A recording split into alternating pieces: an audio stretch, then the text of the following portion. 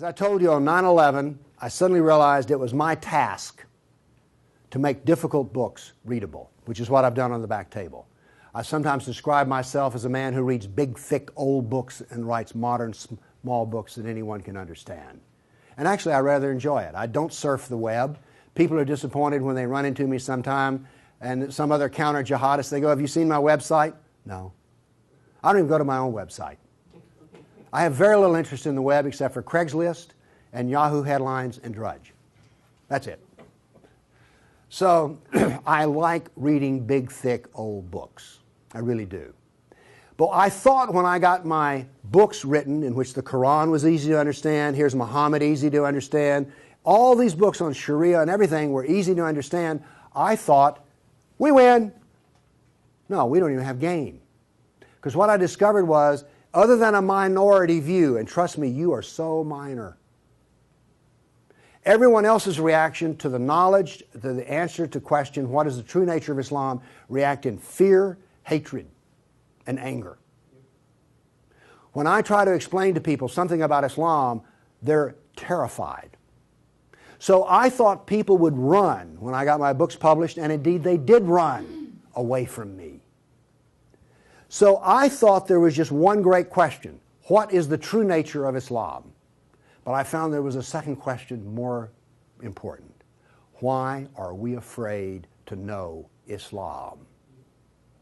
Now, remember I told you about stories? Here's the thing. My books are factual. They work here. But in dealing with human beings, if you're going to make a sale, any salesman will tell you this, the facts are secondary to the feelings. And where you get feelings is from stories, amongst other places. And I began to think about, why is everyone so afraid even though they don't know anything? Well, it turns out they do know little figments of stories about Islam that involve violence. And the knowledge that they were into the slave trade does not come as a shock, really. So, remember I told you that the house of Sufism was like a palace with a smell coming up from the basement? Everyone smelled that smell. They just don't want to talk about it. But it's somewhere deep in the back, almost primordial mind. So, the problem is we don't know the history of Islam. We don't know the answer to this question. This is the world of Islam. How did it happen? You can ask very intelligent people, and they will not be able to give you the answer to this question. How did North Africa go from being European and Christian to becoming Arab and Muslim? How did that happen? And is that an important question? How did the Middle East go from being Christian to Muslim? And is that an important question? I think it's an overwhelmingly important question. All right. Now, to understand how that Islamic world came about, we're going to have to go about and see how Islam entered our world. Now, to do that, Islam entered the world of the Byzantine Empire. We know that in the Sirah, Muhammad's life, his last days were spent killing Christians and subjugating them. After he died, that process continued. So, let's describe the world that Islam invaded. Now, we're told that the Roman Empire collapsed when the German barbarians invaded Rome. Y'all heard that story? Well, that's false. That is not true. It is wrong. What happened was, after the German barbarian tribes invaded Rome, they set up their own version of the Roman Empire. They retained classical culture. They spoke Roman. They hired Roman philosophers and Roman attorneys to teach their children and to run their schools. They came into the Roman Empire not to destroy the empire, but just to get the goods for themselves. The eastern part of the empire, so-called Byzantine Empire, is over here. Now, this is after the German invasion. The important point is this: there was still a classical empire. It's not collapsed. Then, after the fall of Rome, the Byzantines gradually exerted their political influence till now this was the new form of the Roman Empire. This is the Byzantine Empire, and it is about to be invaded. This is the classical world that Islam invaded. Notice that the classical world is still up and running. It's critical to remember that. It was now weak, but it was still up and running. We're going to see what caused its collapse. Here we see in 25 years, 3 stages of development of the spread of Islam. This is 25 years' work. How is it that the Arabs were able to do to the Byzantine Empire what the Persians could not do in Iran? Here's the answer to that question. It has to do with Iran, actually. The Greeks and the Persians had been having wars since forever. All right? The 300 at Thermopylae, that was about the Persians. All right? Alexander the Great, he defeated the Persians. The Persians kept hammering on the Romans and then the Byzantines, and 25 years before Islam invaded, there was one massive last series of battles that left Persia weak and the Byzantine Empire very weak. Then comes along the Black Plague. 1 person in 3 dies. So the Byzantine Empire, when Islam invaded, had been weakened by a long war with Persia and the loss of 1/3 of its population. The economy had collapsed by 2/3. You think the Obama economy is bad? Try 2/3. So we had an empire that was weak, invaded by people with a mission. Now what's important here is these 3 different shades of green represent the different caliphs. This empire is beginning to build here came from people who could be described as the apostles of Muhammad. Why is it important to know that? They knew Muhammad. They held his hand. One of them, Ali, married his daughter. Abu Bakr was his father-in-law. These people are not just brothers in the religious sense, they're brothers in the family sense. They knew Muhammad like I know my wife. And what did they do? Did they go out preaching the Quran? No, they didn't. They picked up their swords, got on their camels and horses, and went out whacking Christians and Persians. That is, this is the true nature of Islam. Here you see it. This is the fruit on the tree. Massive destruction. Now notice something else that's happened here. Egypt is the breadbasket of the Mediterranean. Syria, the heart of the intellectual world of the classical empire.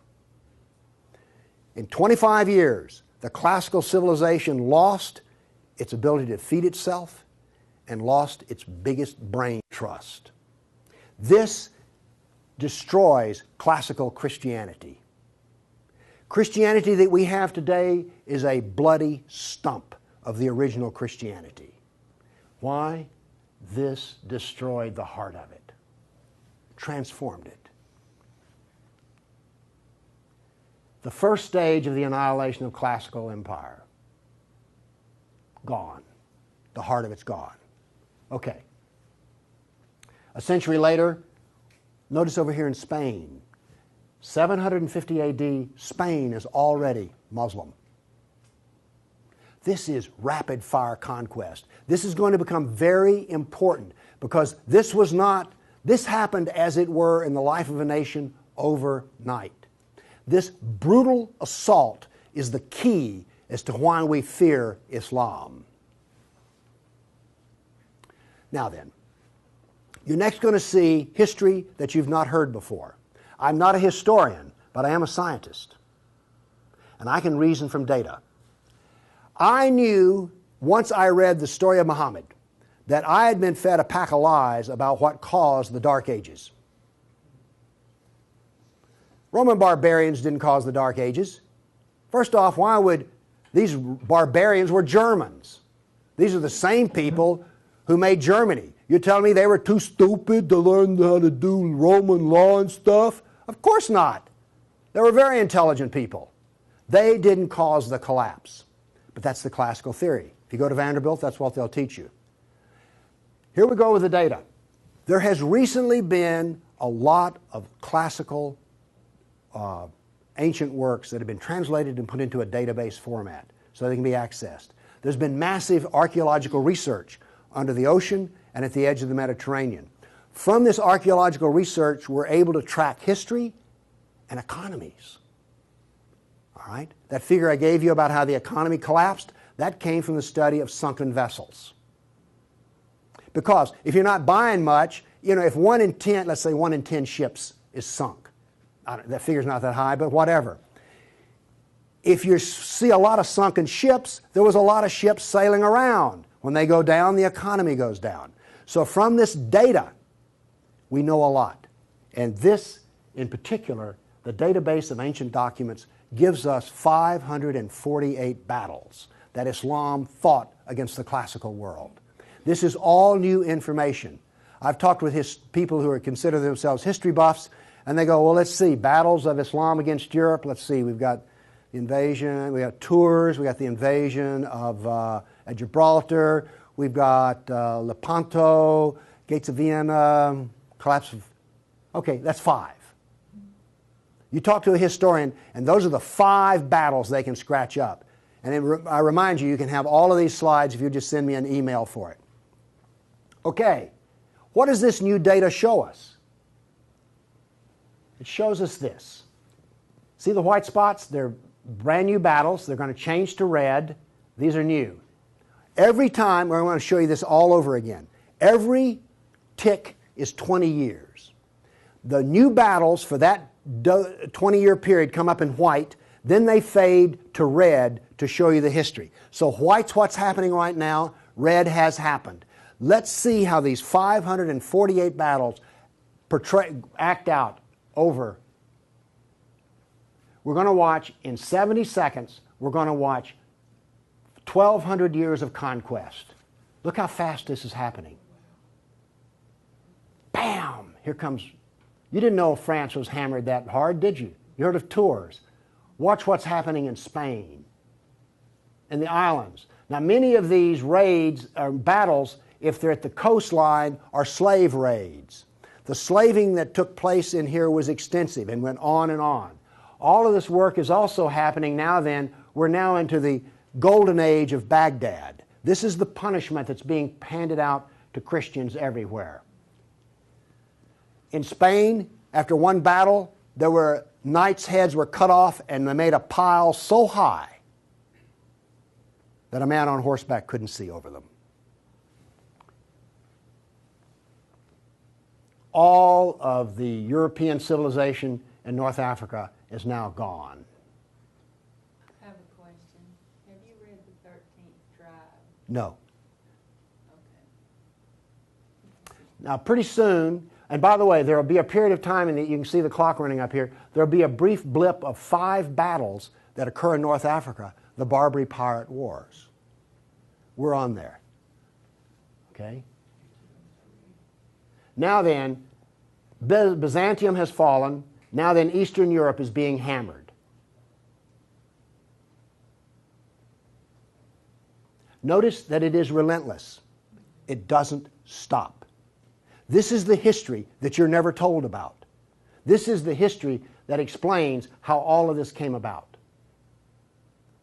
Now then, they're getting slower because Islam is becoming weaker.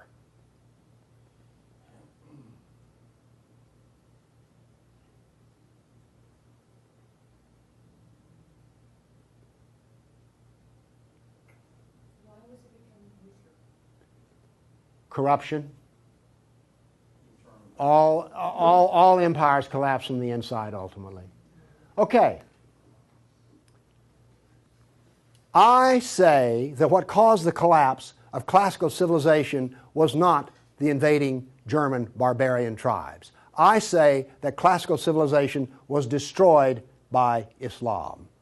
Now comes the question, why do we not want to know that? We're going to answer that question. All right, now I want to give you the headlines. With all those little dots, basically what I've showed you is just quantity. Okay? Relentless, but quantity. Now I'm going to give, we gave you 1,200 years of battles in like 70 seconds. Now we're going to go through in about 4 minutes. I'm going to give you the headlines from each century so you will know the emotional tone of what is happening. All right, 7th century. Muhammad sent Khalid out, the sword of Allah, to the Jazima tribe to offer Islam. They refused. He annihilated every one of them. At the Battle of Oasis in Iraq, for 2 days he spent out rounding up the losers, put them in a dry stream bed, and cut off heads until the stream ran with blood. He then took the captain of the Zoroastrian Persian tribe.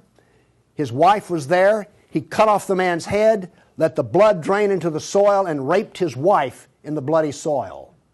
That was one of the companions of Muhammad. This is the nature of jihad. Where did Khalid learn how to do that? From Muhammad. From Muhammad at the Battle of Khaybar. Umar conquered Jerusalem, and every Jew and every Christian became a dhimmi, which is a third-class semi-slave. You're now going to see, for the next few centuries, you're going to see Golden Age. We're told this myth of the Golden Age, how wonderful Islam is. So here's what's happening during the Golden Age. They started attacking Sind, which is the Hindus. 26,000 Hindus died. Armenian nobles were herded into a church after a debate, and the building burned down on top of them. At Ephesus, 7,000 Greeks are enslaved. We're still having the Golden Age. All new churches were ordered destroyed. At Amorium, there was massive enslavement of all the Christians. The Egyptian Christians revolt over the jizya, which is the dhimmi tax under the Sharia. Churches are burned, vineyards destroyed. 10th century was still in the Golden Age. In Thessalonica, 22,000 Christians enslaved. Christians massacred in Seville. In Egypt and Syria, 30,000 churches destroyed. You have your religion, I have mine. Still in the Golden Age, 6,000 Jews in Morocco killed, hundreds of Jews in Cordoba killed, 4,000 Jews in Granada killed, Georgia and Armenia invaded. In Hindustan, 15,000 killed, 500,000 enslaved. Golden Age, still upon us. In Yemen, the Jews are given the choice of convert or die. The Christians of Granada are deported to Morocco. And in India, cities are destroyed under the order convert or die. In one town, 20,000 Hindus became slaves. Still the Golden Age. 50,000 Hindu slaves decided to get freedom by converting to Islam. A new 20-year campaign created 400,000 new Muslims out of Hindus. Buddhist monks butchered, nuns raped. In Damascus and Safed, mass murder of Christians. Jews in Marrakesh massacred. Tabriz, forced conversion of Jews. Still, we're in the Golden Age. There are riots in Cairo, churches are burned, Jews of Tabriz are forced to convert. Tamerlane, one of the most evil men who ever lived, massacred 90,000 Hindus in one day. 30,000 in another battle, massacred in cold blood. Another Muslim leader takes 180,000 Hindu slaves. Oops, we're out of the Golden Age. See if you notice any change in tenor. Tamerlane destroys 700 villages in India. Now then comes He then turned to Iraq and annihilated the Nestorian and Jacobite Christians. The Nestorian Christians, half of the Silk Route in China was Nestorian Christian. The Nestorian Christians had emissaries and missionaries in the court of China. Afghanistan was partly Christian. All right? Gone. This is part of the destruction of the church that no one knows about. 700 years of attack, they finally destroy Constantinople. 16th century, the son of Tamerlane destroys temples, forced conversions. Two of his generals built 2 towers of human heads. Once again, you couldn't see over them. And then noble women, Hindu women, started the practice of sati, which was mass suicide in order not to be sex slaves inside of the Sultan's harem. 17th century, Jews of Yemen and Persia forced to convert, forced conversions of Greeks.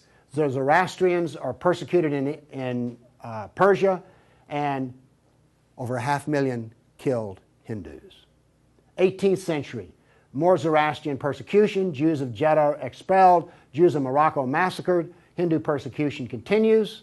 19th century, more forced conversion of Jews, Jews of Baghdad massacred.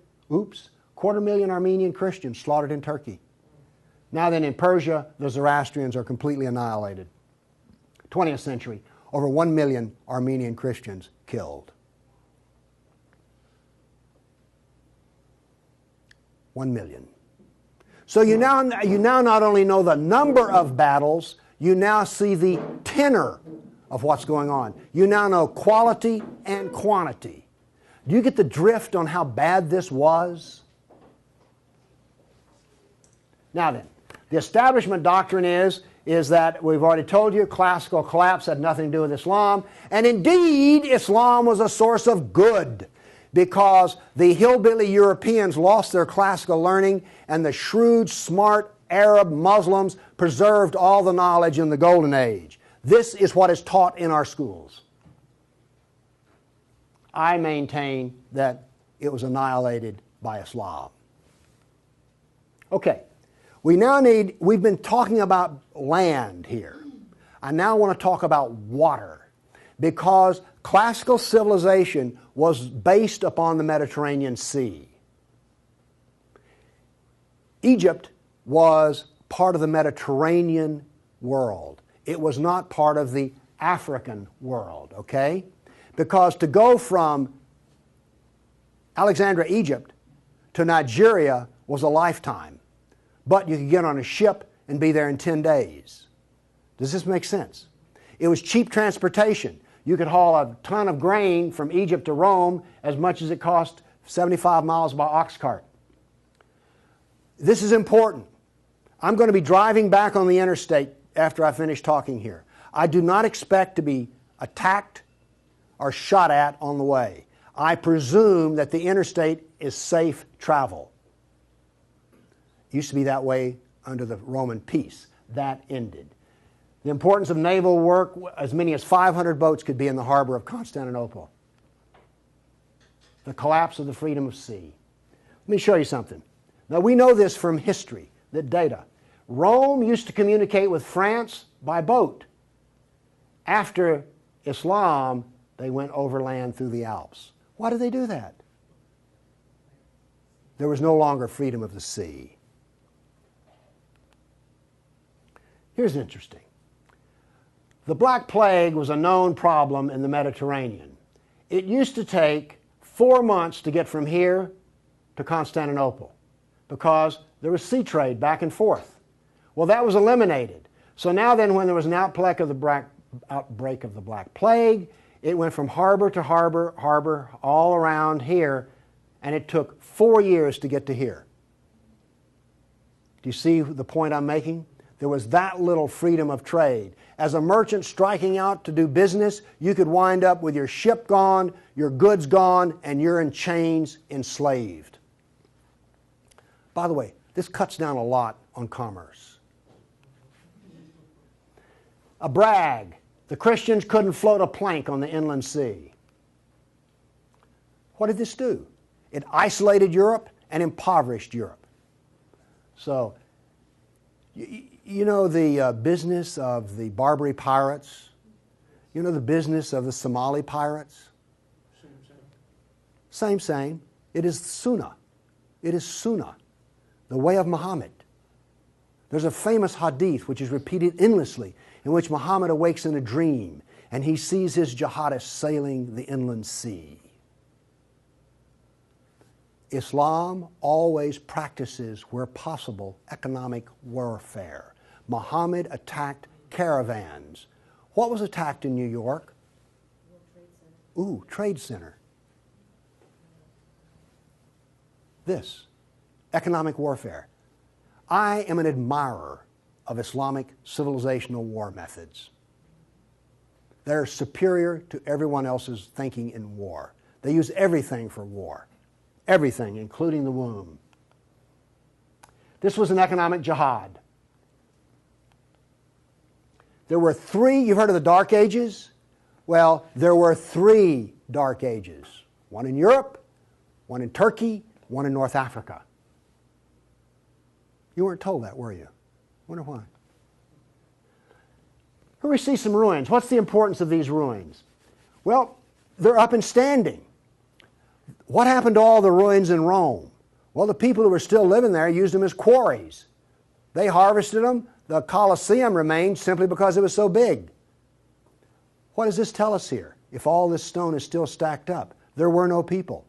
The invasion of North Africa was so brutal and so fast that it actually left in the harbor a layer of silt. Here's how that happened. North Africa used to be farmland, irrigated farmland. The Romans, clever men that they were, put along the roads in North Africa olive trees for shade and for keeping the road fixed for free. Because what would happen is you would bid on buying a lease on a stretch of Roman road in North Africa. You maintain the olive trees and the road, and you got to keep the olives. So the Romans got money from selling the lease, and then they got the road fixed for free, and somebody has a business making money. Is this clever or what? That all ended because the invading Arabs were not farmers, they were herdsmen. The people there were Christian, and so therefore, when the average Arab family would own 50 goats. They put their goats out into the fields of Christians, and the Christians as dhimmis had no right to protest. Between death and the erosion of the crops, this produced a layer of silt in the harbors. So that's how brutal, hard, and fast came about this collapse of economy in North Africa. What was left for a European economy? Furs, lumber, swords, and slaves. We're now really getting to one of the points where we don't want to know this history. Anybody here all real proud about how some of your ancestors were taken off a coast in Italy and then put into a harem in North Africa? And now you have children from that who are distant relations? You see, you may have distant relations in the Arab world you don't know about because 1 million Christians were sold into slavery. And by the way, the Venetians helped to do that. And another embarrassing piece of news is this. The Jews were very big in the trans-Mediterranean slave trade. Nobody comes out of this looking good. No one looks good. Are you also beginning to see, like, I don't think I want to know any more about this history at all? Okay? Are you catching on here? All right. Now, the other thing we're told that's so bad about Christianity and so pitiful about those poor Muslims are the Crusades.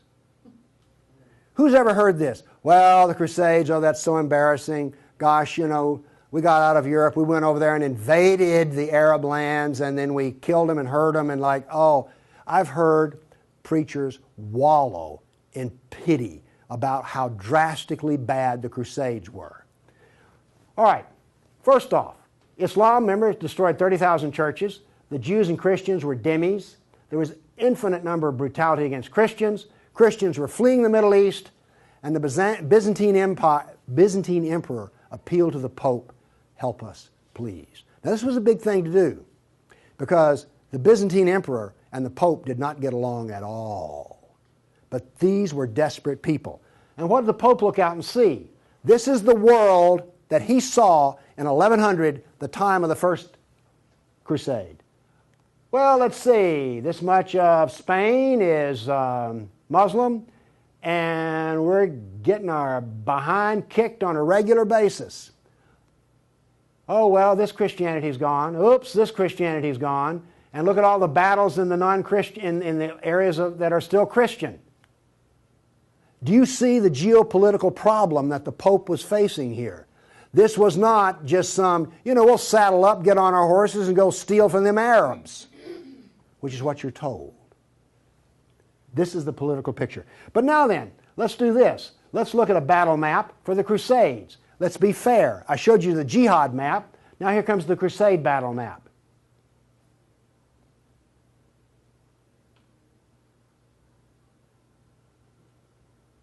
We're almost done. That's it. Now we're told that the Crusades are the moral equivalent of jihad. And therefore we need to be ashamed and whine and cry. All right. The Crusades were defensive, lasted 300 years, and the last one was over 800 years ago. All the jihad was offensive, lasted 1,400 years, and it's happening right now. In all probability, some Christian is being slaughtered in Nigeria today. Now, Is this moral equivalence?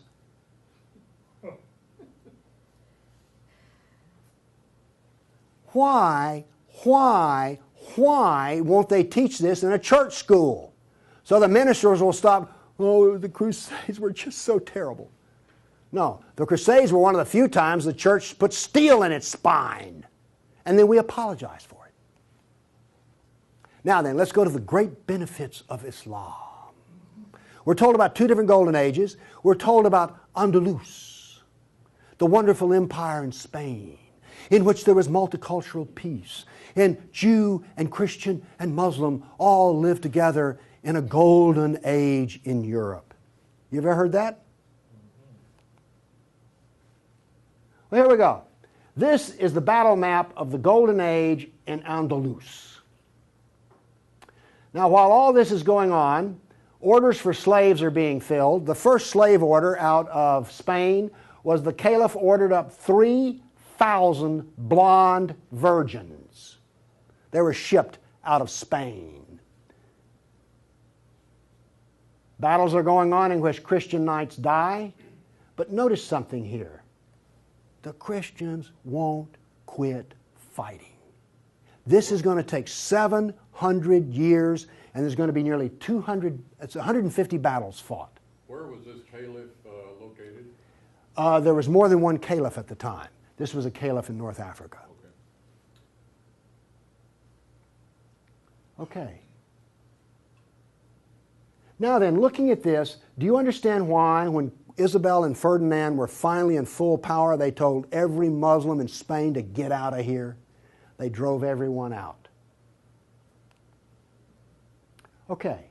My question for you is this. Was Andalus a multicultural golden age or a reign of terror? I claim it was a reign of terror, and it was not a golden age at all. And yes, there were a few people who had it good. The elites had it good. There were some rich Jews and rich Christians that had it good. Also, otherwise, there was constant war, slavery, and Christians had to wear robes so you could tell a Christian from a block away. And a Christian couldn't carry a sword, and they paid special taxes. And then we come to the question, why are we told this story? Now we have the Baghdad Golden Age. Here we go. This is all the battles that are fought during the period of the Golden Age in Baghdad. Now, not only are they as busy as they can be killing Christians, but they're also busy establishing the Sharia doctrine. They're also busy establishing the Hadith doctrine. And they're also busy in doing things like slave trading. You know all those exotic pictures you've seen of the harem? They're sort of pre-Playboy sexy, beautiful women in gauzy outfits. All of those women were Christians. Less romantic sounding, isn't it? The other thing that's happening in Baghdad is this. A new philosophy is being generated in which there is no cause and no effect. This turns out to paralyze the mind. Okay, those were all the battles that were fought during the mythical Golden Age. Okay, during the Golden Age, Christians and Jews were dhimmis, Christians were sex slaves. Here's one that gets me. During this Baghdad Golden Age, they evolved a philosophy in which there were no laws of nature and there was no cause and effect. I'm a scientist. We work off of two laws, the law of contradiction, does the data contradict the data, and the law of cause and effect. I've just explained to you why, out of their Golden Age, why you don't find Muslims getting Nobel Prizes in science. You cannot be a scientist and not believe in cause and effect. You just can't. Won't work. Now then, the Christians did all of the vaunted translation of the Golden Age text, and get this. We're told that this was such a great peak of learning, they destroyed 90% of the books. And we're told that the remaining 10% they preserved is like, oh, this was the Golden Age. Oh, we live in eternal gratitude to the Muslims. If they had come along, we'd have had 100% of them. Presented with a library in India, the largest library in the world was a Buddhist library in Nalanda. They came to him and reported the existence after they had conquered, and they said, "What shall we do with the library?" The order from the general was this: if it contains any information that is in the Quran, we already have it, burn it. And if it contains any information that is not in the Quran, it is false, burn it. The same was done with most all of the libraries. And why are we told this was some wonderful golden age that preserved knowledge for us? Ottoman Empire, 1683. The reason I have this up here, Islam in Europe. That's the world today. I've now explained to you how this world came about. It came about through relentless, brutal persecution of everyone who was not a Muslim. Now then, let's change to modern times. All of that work stops in 1922. This works off a database of 19,000 jihad attacks since 9/11. There are things like this. I know the date, the country, the city, how many are killed, how many injured, and a description. Now, when you present a guy like me with 19,000 pieces of data, I start asking questions. How do we make this make sense? So let's make it make sense. By the way, you did hear all about these 19,000 attacks in the Tennessean and the local newspaper, didn't you? You did hear about this. It was on the nightly news. We heard about Fort Hood. Oh, the workplace incident. Oh, yeah, I got that. All right. Anyway, moving along here. This, by the way, is where all these took place. I just think that's interesting. And you'll notice something. This is the Islamic world, and it all centers around it. But notice how much is happening in Europe. Okay. I take the data and I parse it and I divide it. I use Islamic doctrine to analyze this data. What does Islam insist on? Well, in my first lecture, I told you they're fixated on the kafir, right? So I use the kafir to analyze this data from an Islamic standpoint. See, I'm the ultimate multiculturalist. No, really. I'm the only person you've ever met who analyzes Islam on the basis of Islam. Here we go. Here we have, in the last 10 years, the total number of attacks. In the green, we have Muslim on Muslim violence. You mean a Muslim will kill a Muslim? Really? They're doing it in Syria as we speak, right? Remember Iran, Iraq? Okay. Then we have the only one I care about. I mean, my motto here is sell weapons and intelligence to the loser. I'm very serious. You think I'm joking. I know. Okay, here's our story right here. Stays pretty level. That's interesting. By the way, there's hardly a day in which there's not a jihad attack. Modern jihad is relentless, just like classical. Oh, by the way, one of the things this curve proves right here, Islam is bad for Kafirs. Islam is bad for Muslims. Islam is bad for Muslim and non-Muslim. That's what this data shows us. You want to argue with that? Okay, modern jihad is relentless. But what did we see in the other battle map? It was relentless. There are two types of jihad, against the kafir and against Muslim. You see, every time they kill a Muslim, the reason in Syria they're killing other Muslims, they're not real Muslims. Okay? Now then, we've introduced, however, a new phenomena. The mom and pop non-state jihadi shop. Okay? All of those battles up to 1922 were out of the caliph. Okay? We now have non-state jihad. That is all that is different. Okay, jihad attacks per year. I just chose the top 4 nations. But this doesn't really give us what we want because Israel's teeny weeny and India's great big, so let's do this on per capita. Now then, Israel, I bet you were surprised about Thailand. You didn't know that Thailand was getting whacked on a regular basis, did you?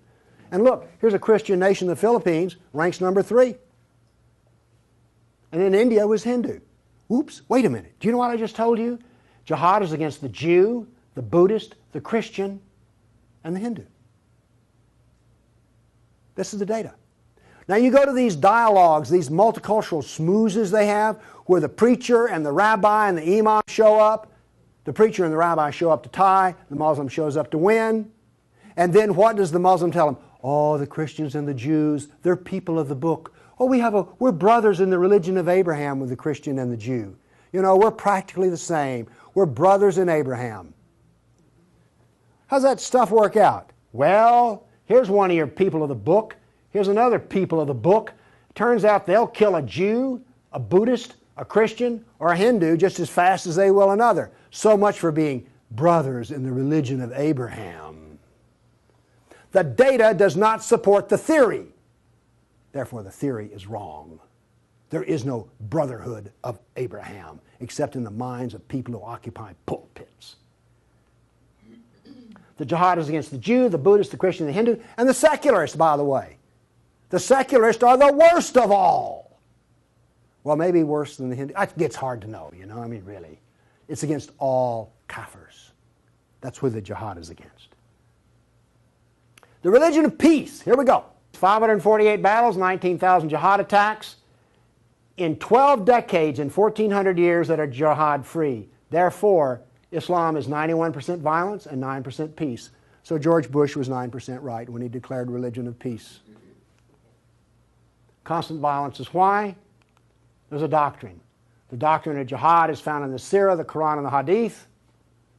We've already been over this. They don't like kafirs. We have a whole doctrine of jihad within the text. Islam was only successful through jihad. Therefore, we have a doctrine which produces jihad, and it produces this effect of the collapse of civilizations. Here you go. Tears of jihad. 270 million dead over 1,400 years. Read them and weep. Read them and weep. The doctrine drives history. History shows the true nature of political Islam. Political Islam is the enemy of all Kafir nations. There's an intellectual history. In 1,400 years, I've read a lot of old documents. They never talk about the Muslim. They talk about the Arab, the Turk, the Moor, Al-Qaeda, Asian, and it's always been by specialists. And today, all the established specialists are apologists for Islam. Why was the Quran code not cracked in recently? How come we don't teach Muhammad? And why is the Golden Age propaganda taught? Why do we remain ignorant and keep suffering? I maintain there's a reason for this. I maintain that this constant brutality over the centuries has produced in the Western mind the equivalent of the abused dog, the beaten wife, and the raped child. We do not think correctly. Everybody's seen the beaten dog that when you approach it, that is the Western mind.